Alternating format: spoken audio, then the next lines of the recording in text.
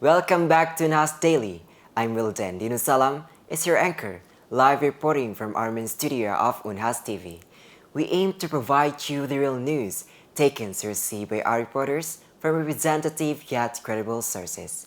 And I'll be with you today for a few minutes, delivering foreign news. Well, let's begin the news today. First time in East Indonesia, IPAL Losari is the largest wastewater treatment plant in eastern Indonesia, located in the Macini Sombalak village, Tamaate Subdistrict, Makassar City. The project that spent about 1.2 trillion with a working time of approximately 5 years was inaugurated directly by the President of the Republic of Indonesia, Jokowi Widodo, on Thursday, 22nd February 2024. First time in East Indonesia, IPAL Losari is the largest wastewater treatment plant in eastern Indonesia, located in the Macini Sombalak village, Tamaate Subdistrict, Makassar City.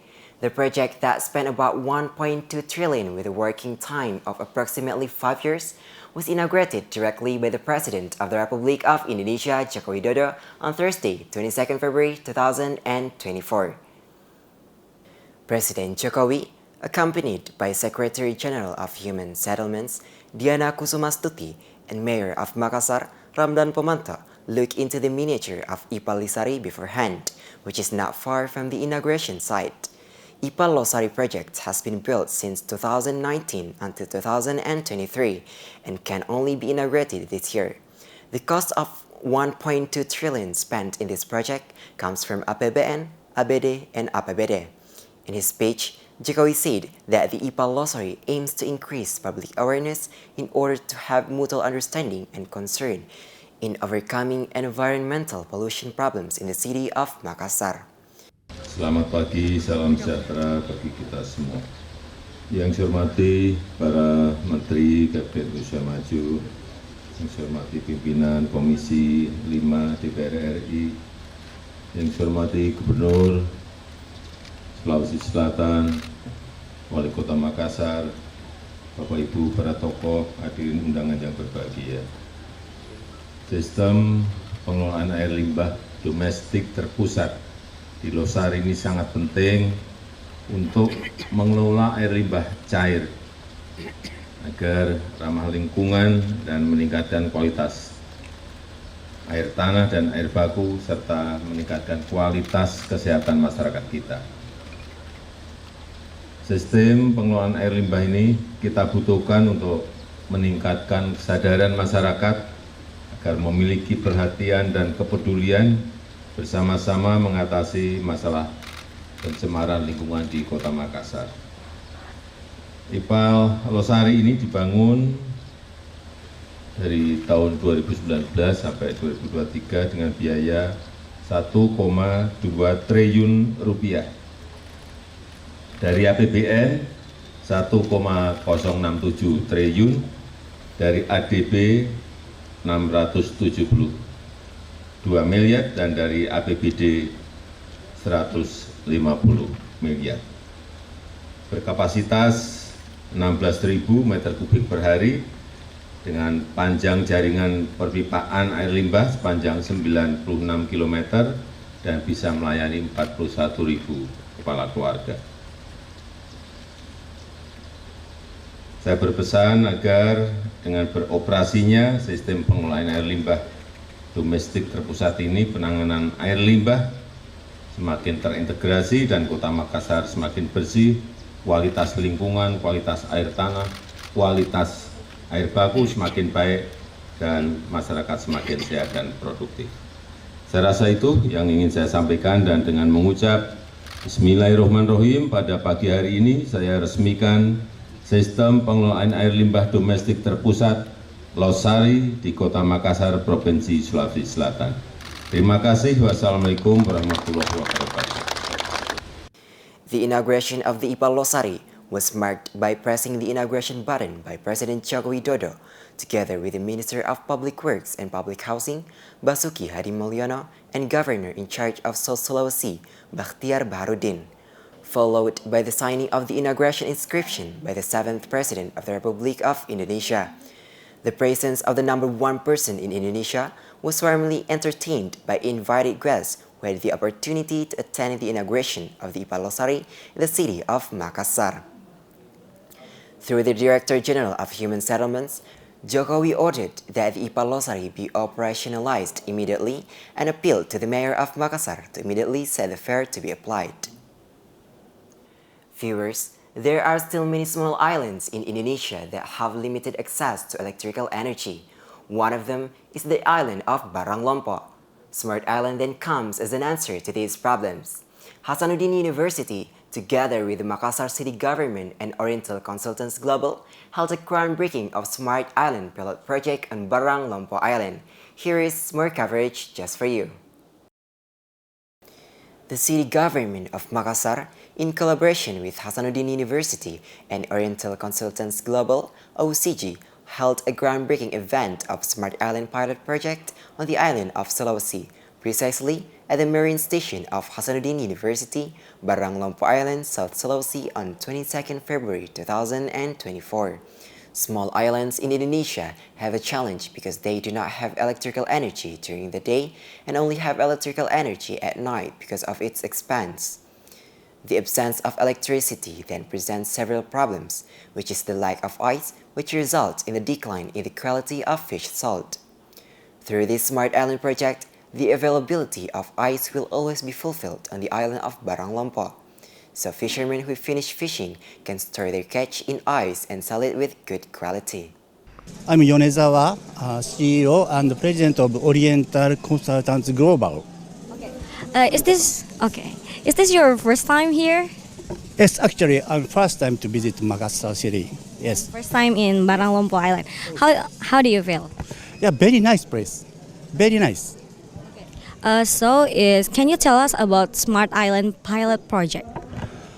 So we invest some facility, for example, solar power plant and ice maker, and provide the people in Barang Lompok Island, especially to fishery, to improve quality of fish, and maybe so price of fish maybe will become higher, and the fisherman's income will increase, and people quality of life will also improve.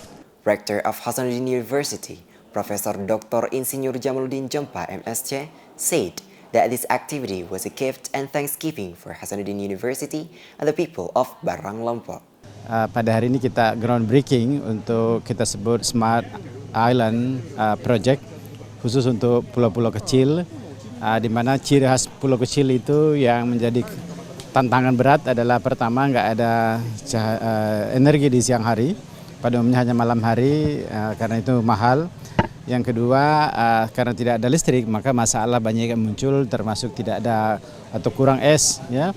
Nah, ketika kurang es atau esnya mahal, maka harga ikan yang dia tangkap itu akan menjadi murah. Karena kenapa? Kualitasnya sudah mulai menurun, atau dia harus jual cepat karena tidak bisa disimpan. Nah, dengan adanya proyek ini, yang mana ketersediaan es akan selalu ada di pulau, maka untuk nelayan-nelayan yang sebelum melaut itu ada es dengan harga yang terjangkau.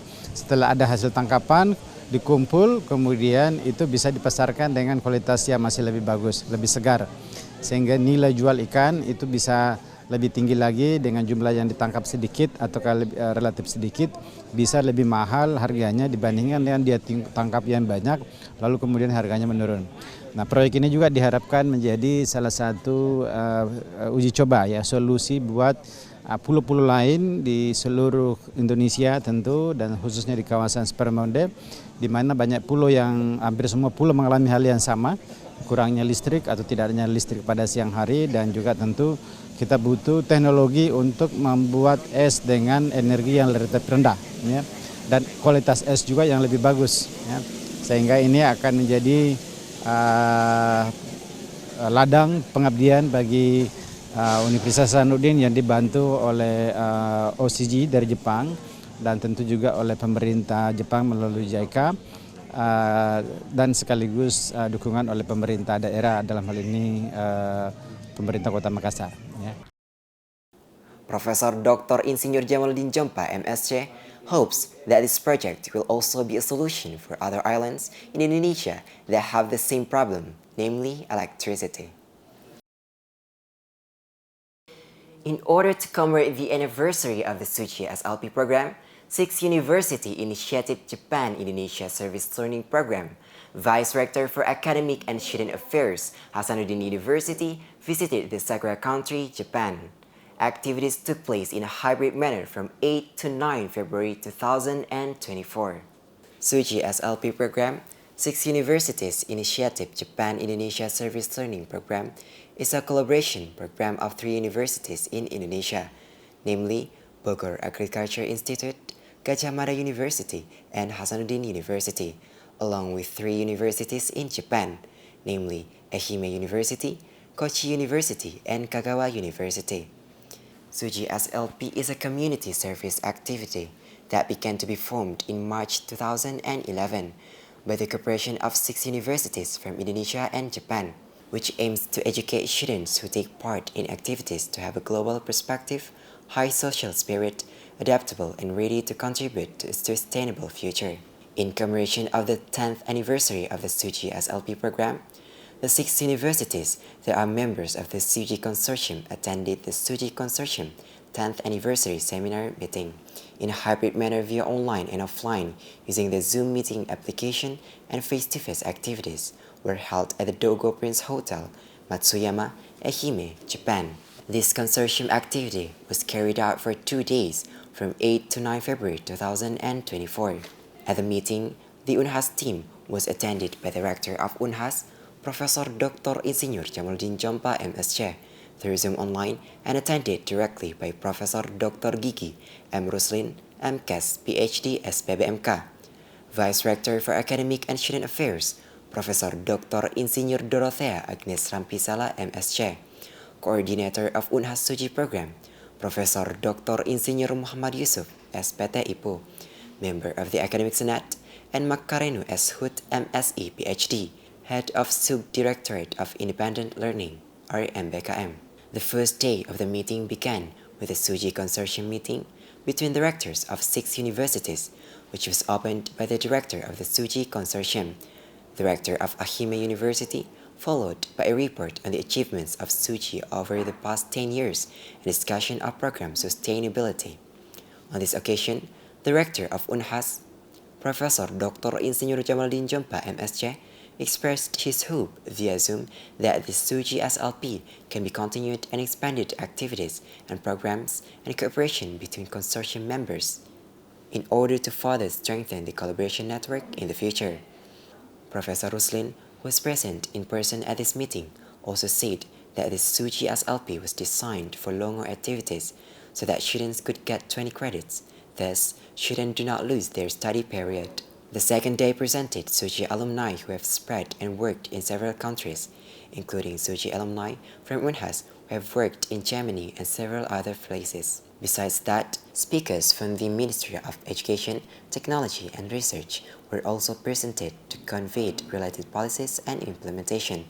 In the future, this Suiji SLP program can be implemented with the MBKM program, so that students can take advantage of their learning rights in their study program and get 20 credit recognitions, as conveyed by the Vice Chancellor for Academic and Student Affairs. On this occasion, also Professor Ruslin explored the expansion of collaboration with Ehime University, Kochi University, Kagawa University, and industry players and the local government. Hasanuddin University held socialization of the new version of HSikola, which is version 2.0 leadership level, on February 4, 2024. HSikola is the development of a learning management system, or previously better known as Unhas LMS, which contains LMS features, and the menu has been added with new features. Besides that, HSikola has additional features that are not registered in the LMS, such as video conference, surveys, attendance list, and other interesting features.